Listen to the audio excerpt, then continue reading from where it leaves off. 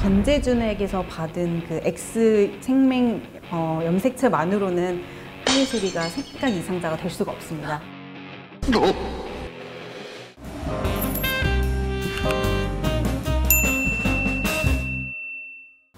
선생님, 네네. 그거 드라마 보셨어요? 더 글로리. 아, 봤죠. 전재준이 네네. 색각 이상자로 나오잖아요. 맞아요. 선생님과 네. 함께 이 색각 이상자에 대해서 오늘 한번 이야기를 나눠보면 좋을 것 같습니다. 그게 너무 궁금해요. 색각 이상자들은 정말 세상에 어떻게 보이는지. 우리는 가장 안쪽에 위치한 망막에 이제 원추세포라고 하는 구조가 있는데요. 이 원추세포들이 빛을 감지해서 신경으로 그 전달을 하게 되고, 이 원추세포가 이제 손상이 되면은 색을 잘 구분하지 못하는 색약 생맹이라고 할 수 있고요. 색연필 사진을 보시면 정상인 사람들은 색연필 색깔이 다 각기 다르게 선명한 색으로 구별을 할 수 있게 되는데, 생맹 혹은 색약이 있는 분들은 이 미세한 색깔의 차이를 잘 인지할 수 없게 되고요. 색감도 현저하게 떨어진 상태로 인지를 하게 됩니다. 이제 정상인 사람 같은 경우는 적색, 녹색, 청색으로 구성된 이 단색광을 잘 구분할 수 있게 되는데, 색각 이상자 중에서 가장 흔한 이 정록 색약 혹은 생맹 환자들은 파장이 긴 빛은 전부 약간 노란빛으로 인지를 하게 되고요. 파장이 짧은 빛은 전부 파란빛으로 인지를 하게 돼서 같은 무지개를 보더라도 이 자료 화면에서 나가는 것처럼 색감이 다르게 인지하게 됩니다. 사실 그러면 저희 시청자분들이 색각 이상 증상이 있는 건 아닌지 조금 몇 가지 테스트할 수 있는 거 알려주시면 좋을 것 같아요. 네네. 보통 이제 색각 이상을 테스트할 때 가장 대표적인 검사가 이 가성 동색표를 사용하게 된 이시아라 검사 혹은 한식 색각 이상 검사가 있는데요. 가장 오른쪽 위에 있는 이 원에서 O로 읽으신 분들은 정상 색각이라고 보시면 될 것 같고요. 정록 생맹이 있는 분들은 숫자 2가 보이실 겁니다. 또 오른쪽 가장 아래에 있는 요 원에서는 26으로 읽으시면 요 이제 정상이고요. 만약에 이제 오른쪽에 있는 6만 보이는 경우는 적색맹자, 그 다음에 왼쪽에 있는 2만 보이게 되는 경우는 녹색맹자입니다. 요 검사를 통해서 정록 색약, 정록 생맹도 진단할 수 있게 되고, 이 색약의 정도가 경도인지 뭐 중등도인지 이런 정도도 확인을 할 수가 있게 됩니다. 검사를 하실 때는 적절한 밝기의 불 아래서 검사하시는 것이 중요하고요. 또 검사자의 컨디션에 따라서도 조금 검사 결과가 달라질 수 있는 점 참고하시면 되겠습니다.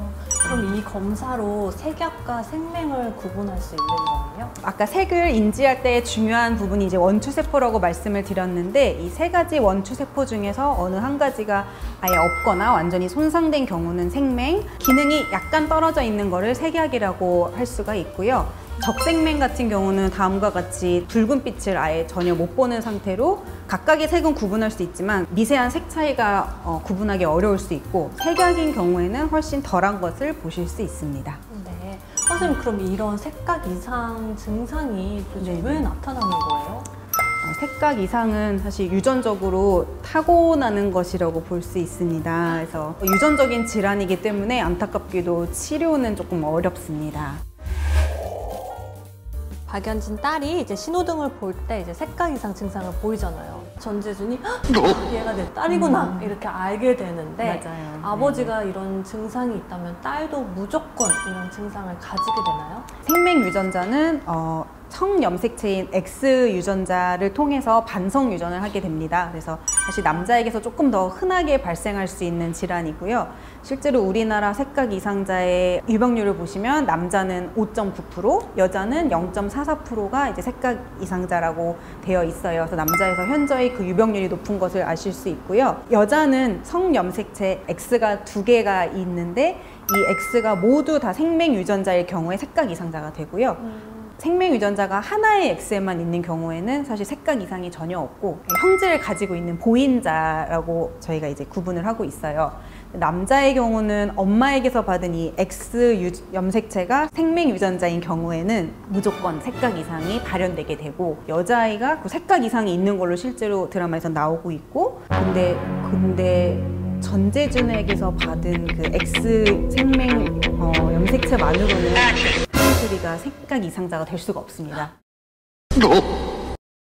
그래서 사실은 박연진도 그쵸. 그러면은 네, 박연진도 뭐 그냥 보인자일 수도 있고, 혹은 실제로 증상이 있는 뭐 생맹, 색약일 가능성도 있을 걸로 생각이 됩니다. 렌즈 있죠? 네네네. 렌즈를 착용하는 장면이 있어요. 네네네. 렌즈 안에 빨갛게 이렇게 착색이 되어 있는 그거를 그러니까요. 착용을 하잖아요. 크로마젠 렌즈라고 이제 알려져 있고요. 렌즈 가운데 중심부에 그 빨갛게 착색된 부분이 빛에서 이제 적색, 녹색, 청색을 제외한 나머지 파장을 조금 흡수해서 색각 이상이 있는 분들이 조금 더 명확하게 색을 구분할 수 있게 도움을 주는 역할을 합니다. 정상인 분들이 크로마젠 렌즈를 착용하고 이 숫자를 보면은 바탕이 조금 붉어지게 되고요. 가운데 16이라는 숫자가 조금 더 확실하게 보이게 됩니다.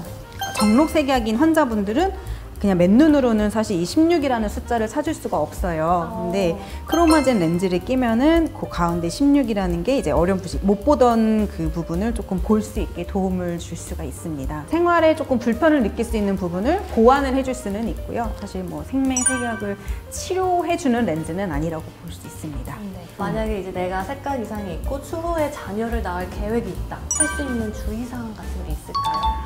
타고나는 부분이라서 뭔가 이제 더 좋게 해주거나 할 수 있는 부분은 없지만 이제 부모님들이 너무 걱정을 안 하셔도 되는 부분이 사실 학습적으로 또 습득하게 되는 부분이 있어요. 예를 들어 신호등은 이제 빨강, 노랑, 초록 요 순서로 위치해 있다는 걸 누구나 다 알듯이 그래서 일상생활에 크게 제약을 받는 부분은 없다고 보시면 되고 또 태어나서부터 그냥 그 상태로 늘 쭉 봐왔기 때문에 아주 큰 불편을 느끼는 부분은 없을 거라고 생각을 합니다. 그리고 예전에는 이제 색각 이상자들이 이제 취업을 할 때 조금 제한되는 직종들이 많이 있었던 걸로 알고 있어요. 근데 점점 그런 제한들도 많이 완화가 되고 있고요. 군대에 있어서도 포병, 뭐 특수부대 또는 항공 부분을 제외하고는 대부분의 부서에 이제 지원이 가능한 걸로 알고 있고요. 소방공무원, 경찰공무원에서 이제 경도색약까지는 지원이 가능한 걸로 알고 있습니다. 아직까지 이제 조종사들은 생명색약은 조금 어렵다고 알고 있습니다. 그래서 이제 자녀분들이 뭐 진로를 결정하거나 취업 전에 이런 자세한 사항들에 대해서는 한번 최신 지침을 더 확인해보고 준비하시면 좋을 것 같습니다. 이번 영상도 유익하셨다면 구독과 좋아요, 알람 설정 해주세요.